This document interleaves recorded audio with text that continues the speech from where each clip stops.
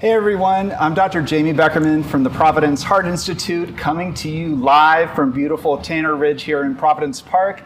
I wish we were all together on the pitch, but we'll look forward to it next year. In the meantime, I'm so excited to be with you to talk with Dr. Lori Tam, my friend and colleague, about the amazing work that she's doing. So Lori, we've heard a lot tonight about the Women's Heart Program at Providence Heart Institute, and wondering if you could share a little bit about your vision for the program.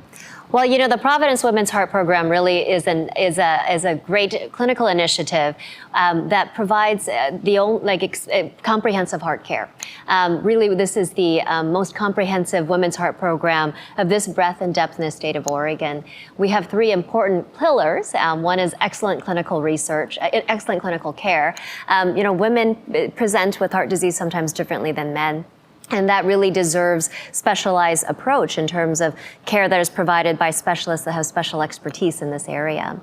Second is clinical outreach and education. We know that heart disease can present in many ways, and important to that is prevention. And through Basecamp, our cardiac wellness and prevention program, we offer a myriad of opportunities and clinical education programs, classes, nutrition classes, exercise classes, really giving people the tools to maintain a life of wellness and health long term.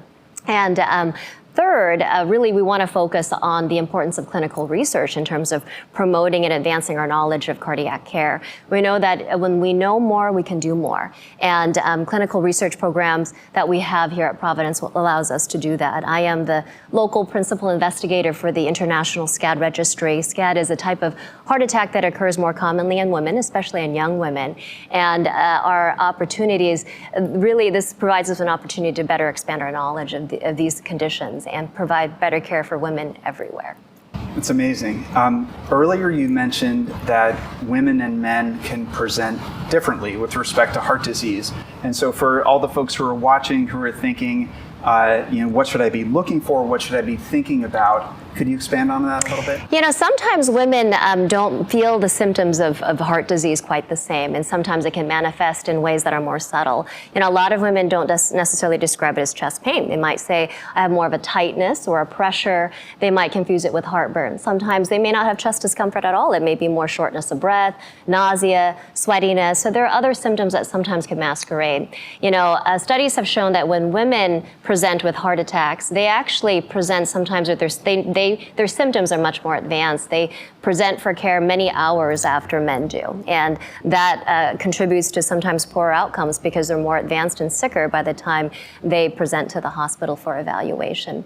We know that there are multi-generational issues in terms of women's heart health that can impact your future health.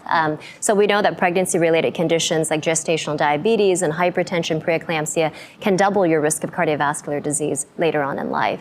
So it's really important to have a good understanding of these elements that really affect women's heart health long term. Absolutely. It really seems like prevention is key.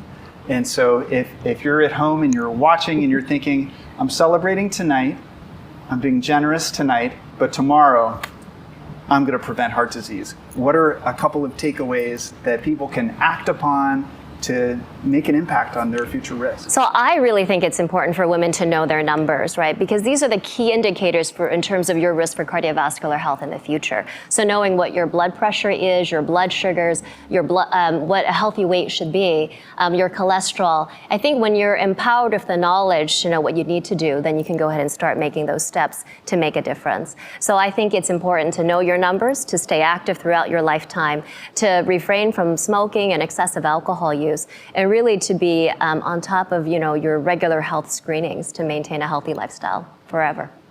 That's awesome.